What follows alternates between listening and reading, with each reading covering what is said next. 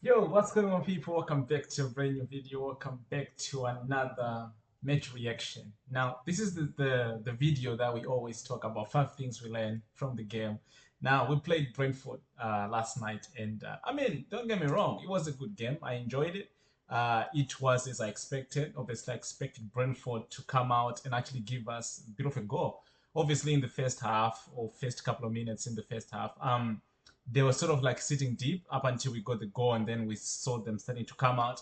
But yeah, man, overall, I thought it was a really good game. Like I enjoyed it at the same time as well. It was a nerve breaking sort of a game because you saw, I mean, in the second half, or maybe in the last say 20, 30 minutes of the game, they were like really coming out, and I mean, they deserved a goal. They deserved a goal. Some might say it was from our mistake.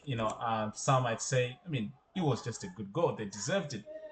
But I want to talk about 5 things that I want to really, really get into. Number one, title challenge. Are we in a title challenge? Now, we know our coach keeps saying we're not in a title race. And, every Chelsea fan base right now don't want to hear about the title race because of where we came from and because of how, the media agenda, on us, and how, in the beginning of the season, no one really expected us to be here. It was always Arsenal and Man City, Arsenal and Man City. We were even out of the top four, even though some of us, the Chelsea fans, did predict that we are going to finish in the top four. But, we just don't want people to tell us where we're supposed to be, even though, I know, even though Maresca and even some of our fans like me, I do think we're in a title race. I mean, we are in a title race, right? But it's one of those things we just say to the Chelsea fans, so don't say it out loud. But yeah, man, Maresca keeps saying, we're not in the title challenge because, he has seen teams that have won the title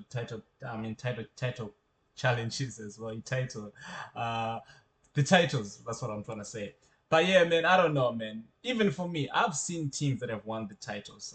You're talking about the Chelsea team from back in the day when we used to have the Peter Cechs and John Obi Michels and Frank Lambards and John Terry's. It's not the kind of team, but at the same time as well, you got to understand that times has changed. Even when you look at the Arsenal team, you don't have the Thierry Henrys. You don't have the, I mean, time have changed for every team. Even the Manchester United, we don't have the Wayne Rooney's no more. So I do think that with the squad we have, and compared to the other teams that we're playing against in the Premier League, or we are in the race with, the likes of Liverpool. Of course, they still do have like the Mo Salahs, people that have done it, the Van Dijks, but even the Alisson. But we're not so bad ourselves. I know we're not happy with our goalkeeper situation, our defense situation, but as long as we can keep scoring goals like we are doing, I don't think there's a big problem to really get worried about.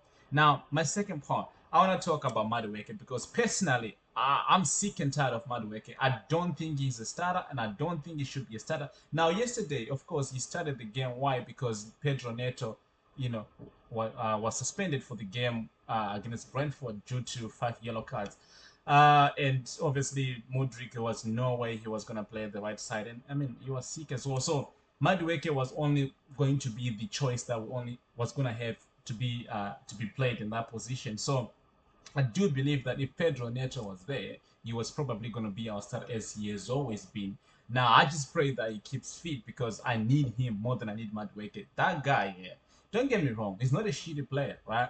He's just not a shitty player. But if you're saying you're in a title race, right, or you're challenging for the title, you don't need players like Madueke. You need players like Madueke to come off the bench. You don't want to rely on players like Madueke. So for me personally, it's time I say it out loud. Like that guy, yeah, he's not bad, but he's not a starter. Especially if you have players like Pedro Netos on the bench, you'd rather use them than to use him. So for me, Madueke, come off the bench, mate. I know you got an assist yesterday, but that's how it's always been.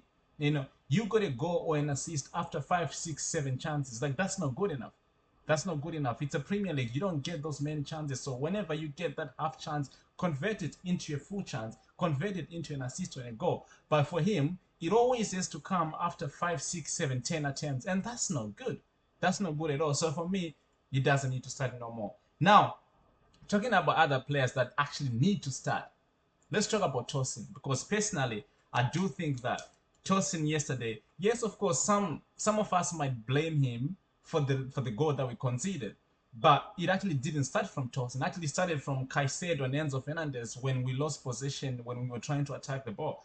Um, and then obviously they sort of like counter-attack us to a point where Tosin and Co we were kind of like the last man standing. And then Tosin went for a tackle and then couldn't get it. And then obviously, I mean, come on, you have to use your common sense. I think in that game, yeah, Tosin played much better than I've actually ever seen him play for Chelsea in the Premier League. I know he doesn't play as much, but it kind of like the Tosin that we've been seeing, or we did so last season when he was playing for Fulham. Like he's not a bad player.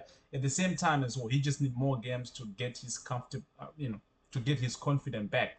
Now, with Fofana injured, I know Maresca has tried to play Badia Sheila as a right central back, and then he ended up moving into the left central back, and then moved Levi Colway to the right central back. Now both of them, they're left-footed kind of central backs, and I would like them to play on the left side of the centre back.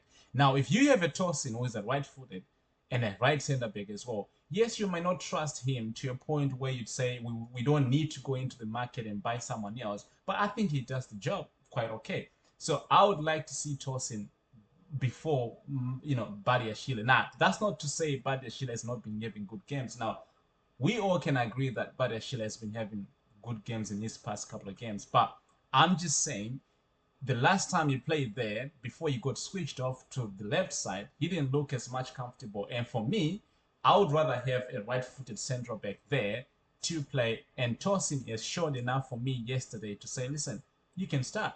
And when he played against Southampton, he actually did well as well. Now, that's Southampton. I know, no disrespect, but it's Southampton. But against Brentford, he did well. Now, talking about other players that needs to be praised more, let's talk about Moses Caicedo, which is going to be my fourth point. Moses Caicedo. I'm getting sick and tired of keep praising this guy, and you guys don't actually understand where I'm coming from. Yes, when we bought him, he didn't have a preseason, and he was having like shaky moments in the games. I remember the game against West Ham. I think that was like his debut, and it was horror. It was a horror show for him. But he's the kind of guy that we need to give flowers to. When we talk about the most important players on the pitch, yes, of course, we can talk about the Cole Palmers. And don't get me wrong, Cole Palmer is a very good player, and he's a player that you need him in your team. But if I'm to choose the most important player on the pitch, I'm going Moses Caicedo. Even the goal that Jackson scored, it started from Moses Caicedo. He took the ball from our opponent, passed it to Enzo Fernandez, then gave it to Jackson, drive it into the box, and get a shot. Now, I'm not saying that other players are not doing what they're supposed to be doing. Yes, of course, Enzo Fernandez has also been good. Lavia is a good player. Everyone has been doing their job quite okay. But I'm just saying, Moses Caicedo needs to be praised more than we actually do. That guy, yeah, he's reminding me of Prime Kante. Like, he does everything. Going forward, he has a good passing range. He has that line breaking pass, in short spaces, tackles, creating chances. Like, what more else are we going to ask from this guy? When we play him as a right back, inverting into the midfield, he's good. When we play him in the midfield, he's still good. Now, that's just me. Just want to praise him. That's something I'm learning each and every day. Not that I didn't know about it, but we need to praise him more. So for me, he's a baller, man. Now, my last point, I'm gonna talk about the mentality of the team. I think Maresca has changed our lives. Now we have to give him his flowers as well. So make it 2 points.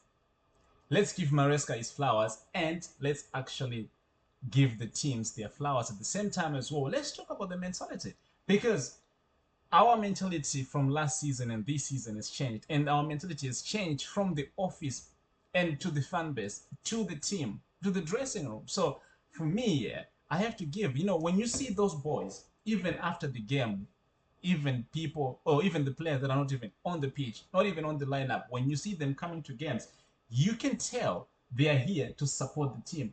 And whether we win or lose, we are there for each other. Now, we've been winning and winning and winning, so it's easier for the mentality of the boys to be up there when we, as compared to if we were losing games. So we are wait to see what how they will react if difficult times starts to come, because they definitely will come.